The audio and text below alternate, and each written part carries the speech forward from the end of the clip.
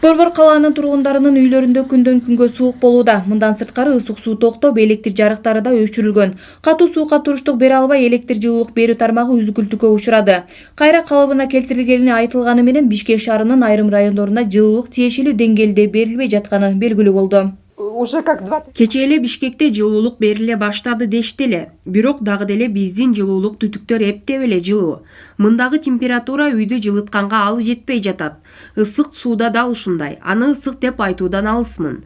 Биз чоңдор эч нерсе эмес, күпүйүп кийинип алып жүрөбүз. Неберелерим кыйналып жатпайбы? Ал эми бул туурасында шаардык мэрия жарандарга жардам берүүгө толук даяр экендигин билдирди. Бирок чындыкты айтыш керек, кээ бир больницаларда температуралык режим кыйла түшүп кетти. Мына биринчи роддомду алсак, ошо биринчи роддомдо биринчи этажы абдан муздак болгон үчүн алардын баарын тең экинчи этажга көтөрүп, азыр биринчи этажды бошоттук. Ошондой эле ситуация биздин 3-чү детский больницада бар. Мындан Мындан 14 адамды үшүк алып, 2 адам тоңуп каза болушкан. Мындай жагдайды алдын алуу боюнча шаар тургундары үчүн жылынуучу жайлар иштешүүдө.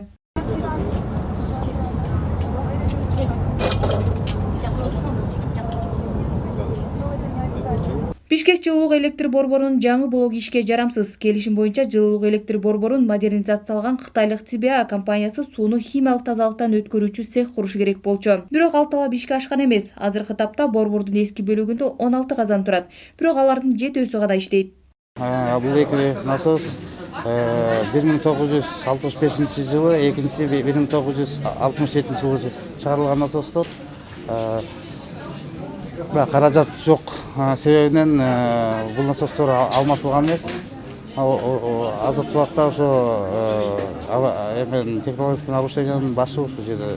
Температуранын төмөндөшүнөн бир насос иштебей калган. Ага ылайык суу азайып кеткени айтылат. Азыркы тапта авария эмнеден улам келип чыкканын иликтөөчү атайын комиссия иштеп жатат. Махабат Өмүрбекова, Нурлан Мамытов, Нюрньюз, Бишкек.